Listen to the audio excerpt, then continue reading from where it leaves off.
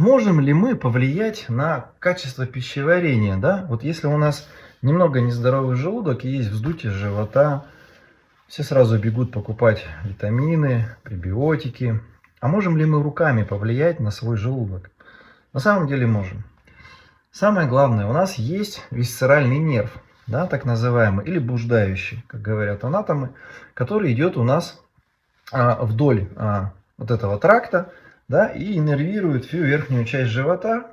Это парасимпатический ствол, который и в том числе работает у нас с печенью, ее капсулой, и с желудком. Так вот, желудок у нас зависит от 4 важных органов. Во-первых, от себя самого и пищевода, который в него вставляется. Если у нас пищевод нездоров, были отравления, язвы, спазмы, то желудок будет побаливать. Более того, он может подтянуться наверх через диафрагму, и возникнет рефлюксная болезнь, да, когда кислое содержимое забрасывается к нам в ротовую полость, начинает чернить зубы, и вообще запах у него очень приятный. Второе. Мы можем говорить, что у нас есть прямая зависимость желудка, это у меня правая часть, от печени. Почему? Потому что печень у нас обеспечивает усваиваемость пищи, да, оттуда вырабатывается у нас желчь. И, соответственно, очень важный орган, желчный пузырь, который эту желчь у нас дренирует в полость двенадцатиперстной кишки. Но есть еще более важные органы, поджелудочная железа, которая у нас расположена вот в этой проекции. Если она у нас нездорова, то желудок тоже будет хандрить. То есть все вот эти важные органы, пищевод, печень, сам желудок, поджелудочная железа вместе с желчным пузырем, это такой вот конгломерат, который оказывает воздействие на наш желудок. Кишечник, конечно же, проходимость кишечника, работа 12-перстной кишки, кстати, это тоже очень важный, и он же 4-й орган. Все это оказывает непосредственное влияние на него. А поэтому повлиять на желудок можно, если мы знаем об этом всем, плюс в том, что у нас проблема может быть не в самом желудке, а в висцеральном нерве, в позвоночнике, то есть симпатическом стволе, да, который иннервирует его из грудных позвонков. И это вот общее состояние, да, обеспечивает его здоровье. Плюсом, конечно же, это питание, качество пищи и воды.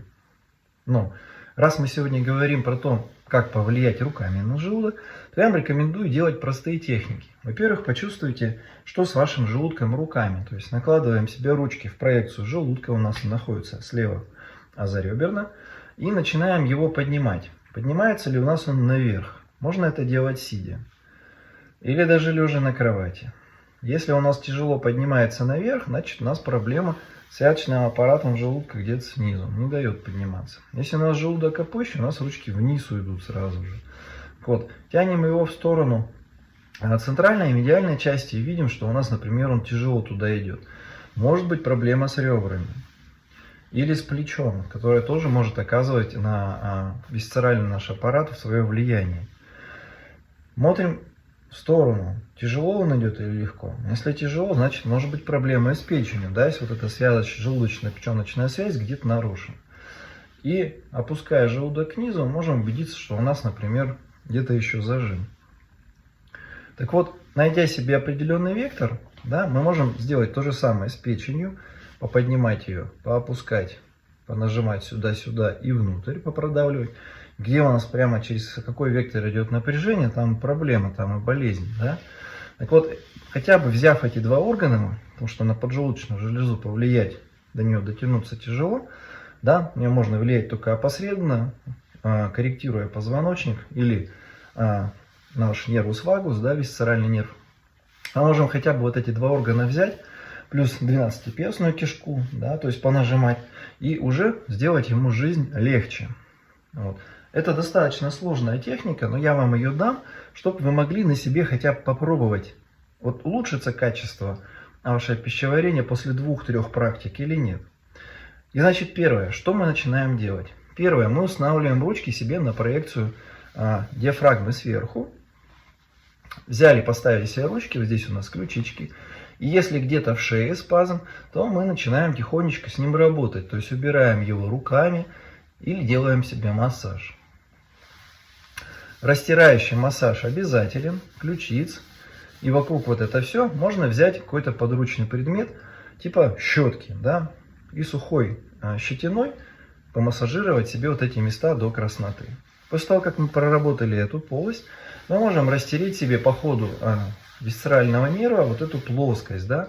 Здесь у нас находится грудина, здесь у нас мечевидный отросток, выше него мы делаем растирание. Также добиваемся вот этого легкого покраснения.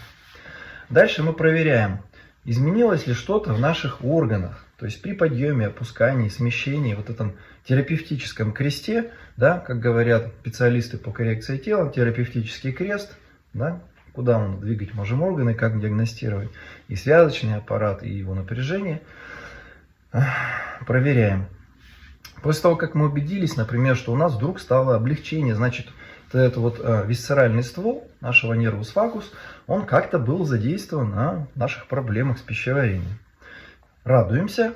И дальше проверяем, а куда еще плохо идет желудок. Так вот, дальше следующая техника, это нужно просто помассажировать живот. То есть мы каждый раз после каждой техники проверяем, делаем повторную диагностику, изменилось ли что-то у нас. Растираем живот. Лучше делать это, конечно, лежа или сидя, но можно и стоя, как я показываю.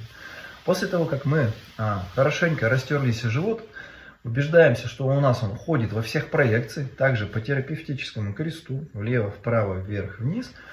Да? То есть смотрим, что у нас нигде он не застревает. Можно еще его дополнительно покрутить. Уменьшается внутрибрюшное давление и напряжение живота. Снова проверяем, как у нас реагирует наш желудок и печень. И, возможно, уже на 12-перстную кишку. Кстати, если вы сюда нажимаете и больно, где-то у нас гастрит, уже желудок не очень здоров. Следующая техника. Берем эти два органа и пытаемся их попрожимать. То есть нажимаем на них через рычаг. Это называется рычаг, да? Когда мы устанавливаем ручки вот таким вот образом, прямо на ребра. Вот здесь у нас, помним, что есть мечевидный, ниже него, да, абдоминальную часть живота. И пытаемся потихонечку, воздействие также возможно посредственно и на солнечное сплетение, понажимать на наш животик, наверх живота и на ребра, так, чтобы эти органы немножечко попомпажировать. Это техника помпажа через рычаг. Если у вас вдруг затошнило, значит нервус вагус недолечен и где-то нужно поработать еще. Где-то он у вас пережат. Если не тошнит, все ок. Если вдруг начинает что-то простреливать вверху нашего позвоночника, значит нужно поработать там еще с ним, потому что проблема. Когда мы заканчиваем эту технику, у нас вот здесь, в этой части, должна наступить пустота. То есть не должно быть никакого напряжения. Поэтому диагностический признак, как бы слабость напряжения при этой технике, значит проблема где-то есть еще у нас. Окей, проверили снова наши органы по очереди, крестом. И поняли, что у нас все хорошо, во все стороны ходит неплохо. Можно на этом и закончить. Но я бы рекомендовал в конце сделать еще массаж все-таки плечей, потому что у нас есть связь плечевого сплетения с висцеральными органами. Всех, то есть у нас есть и у левого плеча, и у правого есть свои висцеральные связи плечевого сплетения с внутренними органами.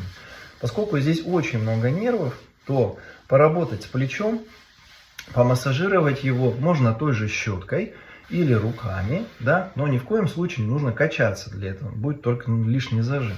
Мы массажируем себе плечи.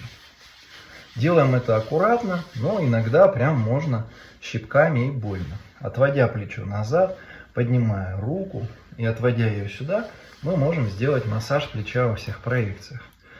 После этого можно дополнительно проверить органы снова по терапевтическому кресту.